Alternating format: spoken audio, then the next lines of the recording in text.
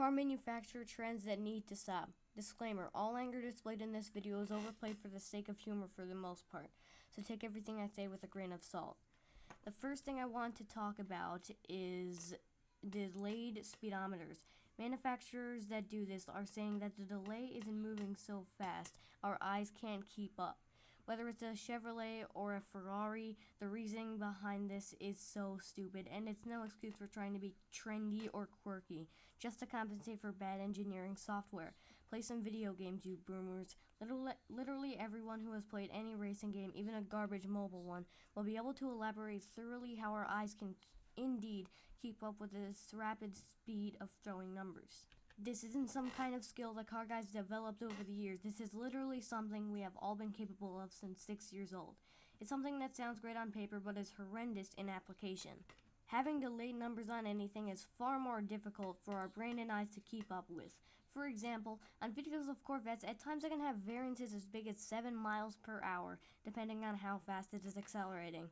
At super high speeds like 170, that doesn't make much difference, but at lower speeds, that make all the world of difference. Because whether you're going 40, 45, or 32, is the difference between Officer Billy Bob Joe decides to pull you over or continue his afternoon donut munching session. Even for high-performance driving, this is a nightmare, and as the delay will still exist for decelerating, so when you enter the braking zone, you're better off winging it with each attempt instead of trying to remember what speed you were when you first entered into the corner. Because when you see the speedometer telling you that you entered the corner at 50 miles an hour, for all you know, that can mean you're either going 43 or 57. And the CA Corvette still has this issue, albeit it's only like a 3 to 5 delay, but the point is it's still delayed. So go learn a few things about speedometers, GM designers, and while you're at it, YouTube, Ferrari, and any other degenerate company that thinks this is a good idea. Kudos to Dodge designers because like the college frat boys that they're constantly being made fun of for, at least that means that they have young people working in their company, and these young people have actually played video games and understand the proper solution for this. It's to just show the exact number the instant it's achieved. Run flat tires and low profile tires and big rims. All of these three are usually done in unison by manufacturers, so I'm not going to make them separate for that reason. It's super common in today's automotive world, and the main purpose for doing it is just to look cool, which to my response is, to who? Certainly not these potholes will tell you.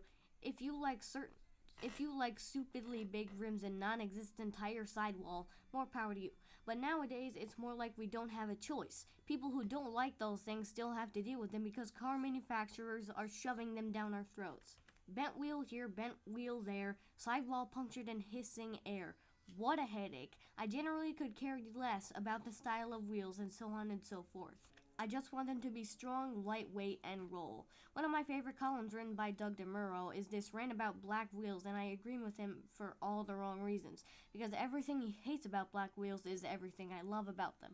Basically, from his viewpoint, he hates how they hide the spoke design, which is exactly why I love them, because I could care so little about the style of my wheels, and that's why I'd want black so people stop asking here and there. And run flats make even less sense to me. I'd rather have a spare, or heck, sit on the side of the road than to deal with run flats. And funnily enough, regular tires hardly ever get to that point. If you owned a Mustang GT, you would have 4 punctures in less than a year, on separate tires of course, but basically every single tire in that car would have gotten punctured. But guess what? You can just limp to the tire shop every time it happens. It takes 30 minutes at most and you're back on the road. Meanwhile, for run flats, they aren't replaceable. And heaven forbid that the mom and pop shop that you're forced to stop at that has the gargantuan 335 size that your Corvette Z06 drives on, so now you're forced to wait the night, book a hotel, and you're just gonna have to buy a new set of tires because they can't repair it obviously, so it has to be straight up replaced.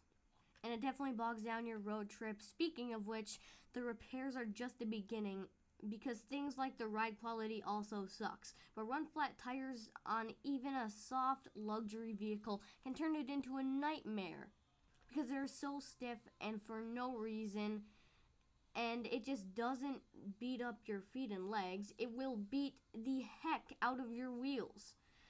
Here I thought forged wheels were immortal and practically immune to bending. which under normal circumstances they basically are. But if you got a run flat tire that barely has any sidewall, then you can kiss that 10 grand set of wheels goodbye. I think all the conveniences of run flats are so heavily outweighed by all the inconveniences they bring. It's no wonder why so many BMW and Corvette owners just go back to having normal tires. It just screams greed to me. They want to sell you a tire that isn't repairable, so you're forced to buy a warranty or drop $400 each time you get a nail or in it or slightly graze a pothole. If you're looking to save money and also the environment so you're not constantly wasting a whole new tire every time you get a freaking nail in it, and you also want to ride softer and cooler, then just ditch run flats and also miss low sidewall tires. Next episode for part 2 I'll include shell cars and something else that I won't spoil for the sake of suspense. I'll see you in the next video. Like and or subscribe, and I'll have more content like this soon. Goodbye.